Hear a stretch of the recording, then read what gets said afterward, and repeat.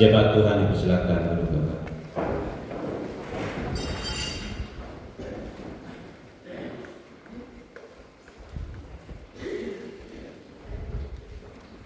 Bapak Ibu, saudara-saudari yang dikasihi Tuhan kita Yesus Kristus, Shalom.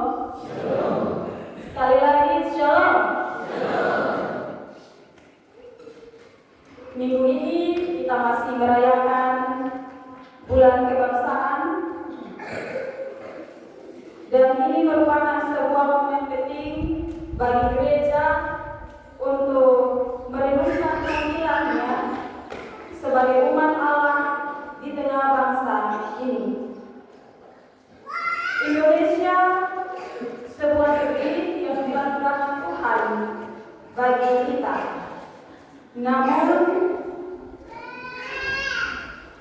kita tahu bersama bahwa tantangan datang silih berganti, baik itu krisis moral, ketidakadilan, dan masih banyak tantangan-tantangan yang dihadapi oleh bangsa tercinta kita ini. Bapak Ibu, saudara-saudari yang dikasihi Tuhan kita Yesus Kristus, Majelis Sinode memberikan tema untuk bacaan kita hari ini, yaitu harapan tentang negeri yang penuh kemakmuran. Sekali lagi, harapan tentang negeri yang penuh kemakmuran. Bapak Ibu, saudara-saudari yang dikasihi Tuhan kita Yesus Kristus, tidak ada manusia yang tidak pernah disinggahi penderitaan, masalah, dan persoalan hidup. Saya yakin kita semua yang hadir pada pagi hari ini kita pernah merasakan yang namanya penderitaan dan masalah kehidupan. Suka duka silih berganti dalam hidup kita sebagai orang percaya di waktu yang tidak kita duga-duga.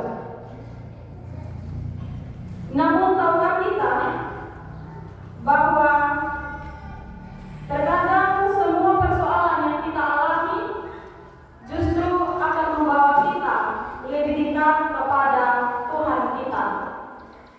Kalau kita hidup dalam kenyamanan, masih bisa kita melupakan Tuhan. Tetapi ketika kita ada dalam kesusahan, pasti kita akan mencari siapa Tuhan kita, siapa penolong kita, siapa pencipta kita.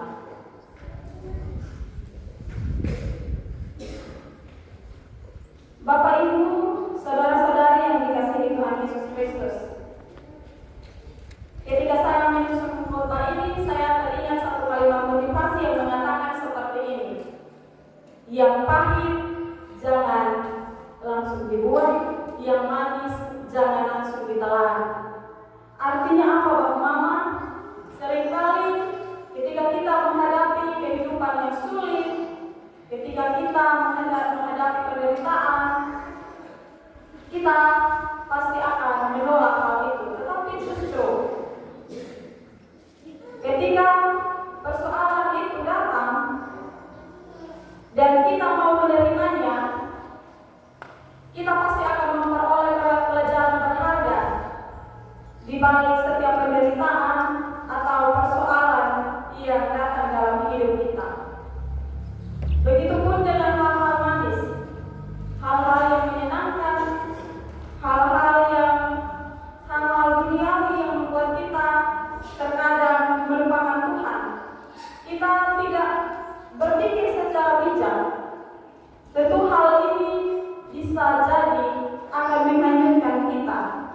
Sehingga mari dari kalimat motivasi ini, Bapak Ibu saudara-saudari yang dikasihi Tuhan Yesus Kristus, memberi arti bahwa hal-hal yang tidak mengenakan sekalipun, mari kita maknai itu dan kita belajar dari setiap persoalan kepahitan yang kita terima atau alami dalam hidup kita, untuk kita jadikan sebagai pembelajaran yang berharga di dalam kehidupan kita. Bapak Ibu saudara-saudari yang dikasihi Tuhan kita Yesus Kristus,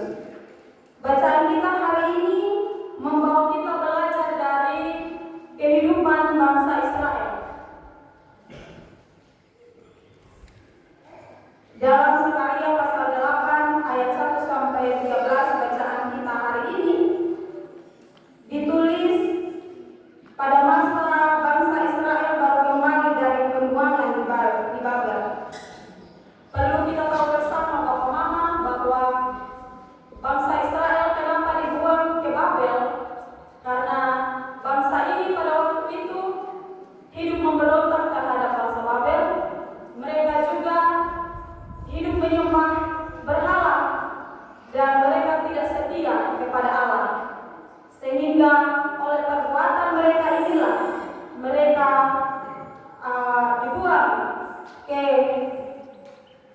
tempat pengasingan.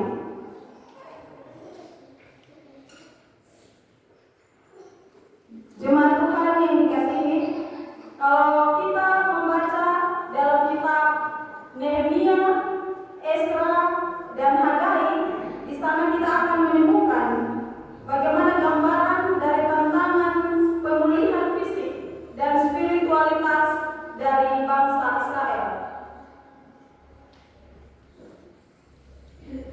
Dalam kelemahan dan keraguan umat Israel, mereka bertanya-tanya, apakah Allah masih peduli? Apakah janjinya kepada nenek moyang mereka masih berlaku atas hidup mereka? Di tengah keadaan penderitaan itu, Allah menyampaikan firman-Nya melalui Nabi Zakaria. Allah menegaskan kasih-Nya yang tidak pernah berubah. Allah berjanji akan memulihkan Yerusalem. Kemakmuran akan ada di kota itu, dan akan ada damai sejahtera di kota itu, dan kesetiaan Allah ada pada bangsa ini. Bapak Ibu, saudara-saudari yang dikasihi Tuhan kita Yesus Kristus, bacaan firman ini sangat menarik untuk kita renungkan bersama. Kalau kita melihat pada ayat 1 sampai ayat 8, di situ kita akan menemukan bahwa Allah akan kembali ke Sion.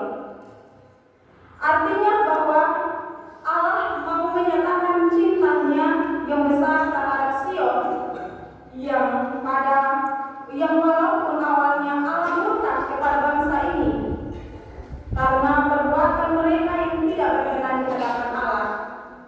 Namun Allah berjanji akan kembali dan berdiam di Yerusalem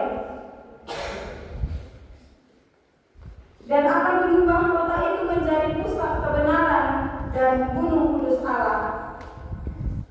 Bapak Ibu, saudara-saudari yang dikasihi Tuhan kita Yesus Kristus,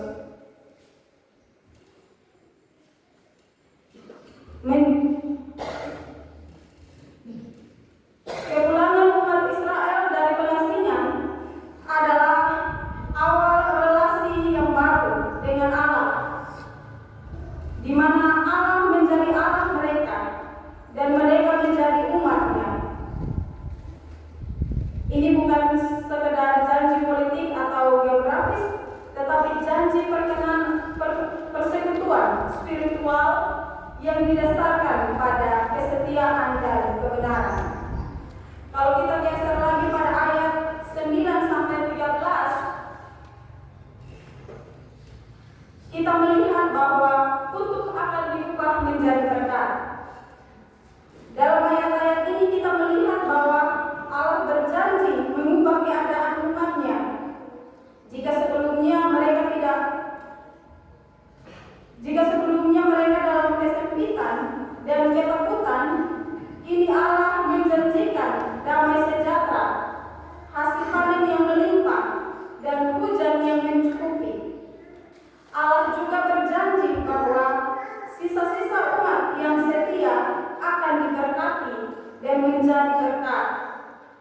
Ini mau menggambarkan bahwa pemulihan bukan hanya tentang pembangunan fisik, tetapi perubahan sosial dan spiritual atau kehidupan rohani dari umat-Nya. Bapak Ibu, saudara-saudari yang dikasihi Tuhan kita Yesus Kristus, ada dua pesan penting dalam bacaan kita hari ini. Yang pertama, pemenuhan janji Allah sebagai landasan harapan. Ketika bangsa Israel ada dalam penderitaan hidup, Allah tidak melupakan mereka. Sekalipun bangsa Israel adalah bangsa yang tegar tengkuk atau kita kenal dengan bangsa yang keras kepala, namun janji Allah untuk memulihkan Yerusalem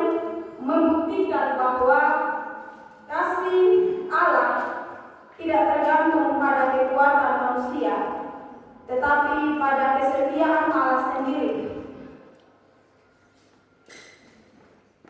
Janji ini memberikan fondasi yang kokoh bagi pengharapan di tengah krisis yang bangsa yang umatnya hadapi pada saat itu. Hal yang kedua adalah penguatan iman di tengah kesulitan. Di tengah tekanan ekonomi dan sosial, janji Allah lah yang menjadi sumber kekuatan di bangsa ini. Kebersamaan di tengah tekanan ekonomi dan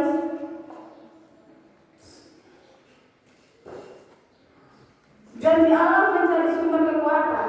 Kebersamaan mereka untuk membangun kembali bait Allah dan kehidupan bersama tidak dimulai dari kekuatan materi, tetapi dari iman kepada Allah yang mampu mengubah untuk menjadi berkat.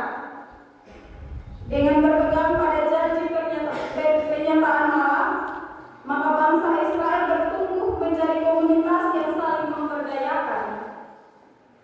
Atau dengan kata lain, mereka mulai hidup bersama untuk saling memberikan dorongan atau dukungan untuk bisa mencapai hidup yang lebih baik.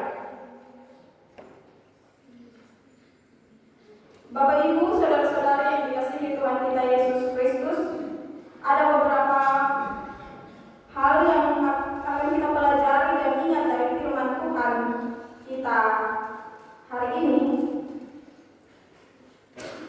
Yaitu yang pertama, kita perlu menemukan harapan di tengah krisis. Kita perlu menemukan harapan di tengah krisis. Jemaat yang dikasihi Tuhan kita Yesus Kristus, kita tahu bersama bahwa situasi ekonomi dan sosial global saat ini tidak pasti.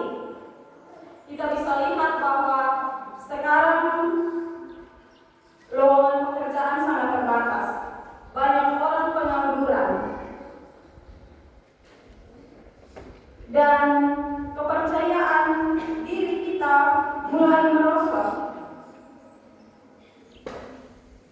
Namun sekalipun penderitaan ini ada, kesulitan ini ada, kita sebagai orang yang percaya kepada Allah, kita tidak boleh kehilangan pengharapan kita kepada Allah.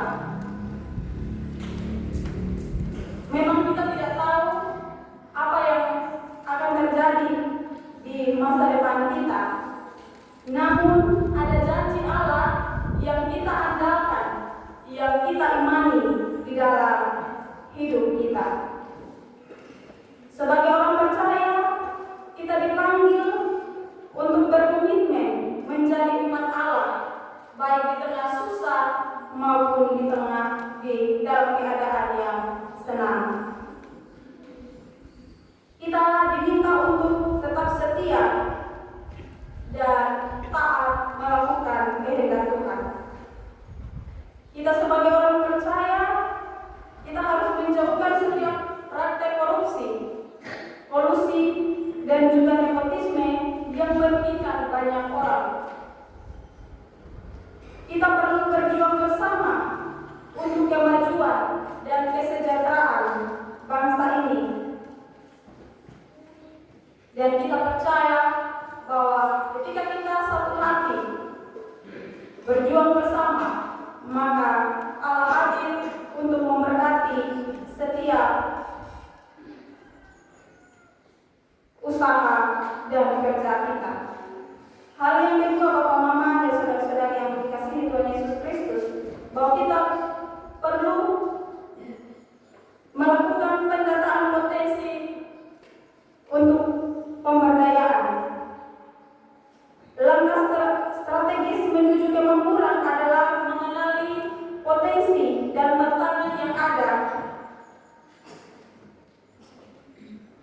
Gereja perlu meletakkan sumber daya spiritualitas sosial dan ekonomi umat. Dengan memahami kekuatan dan kelemahan dapat menyusun strategi yang relevan dan berdampak. Lalu hal yang terakhir, menentukan prioritas dan bergerak bersama. Bapak Ibu, saudara-saudari yang dikasihi Tuhan kita Yesus Kristus, kalau kita ingin mencapai negeri yang makmur dalam hidup kita bersama, maka kita perlu bekerja sama dan punya kesadaran untuk melangkah bersama membangun negeri kita ini.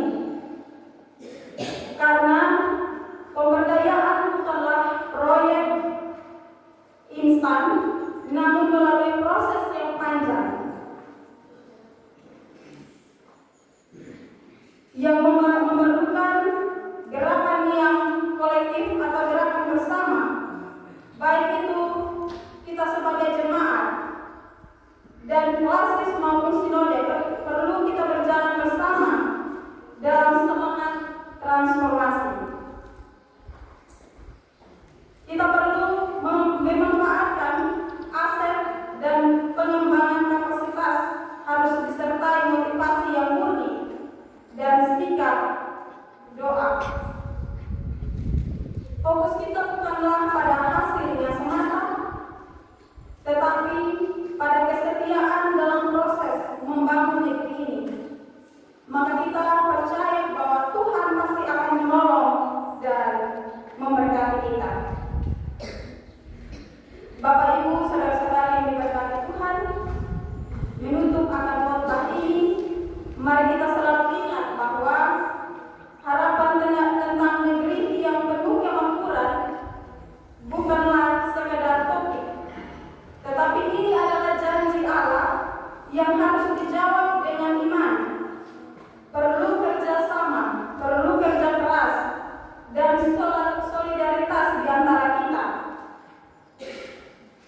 Jika kita percaya dan menghidupi iman dalam kehidupan sosial, maka kemakmuran bukanlah impian, melainkan kenyataan yang dirintis hari demi hari.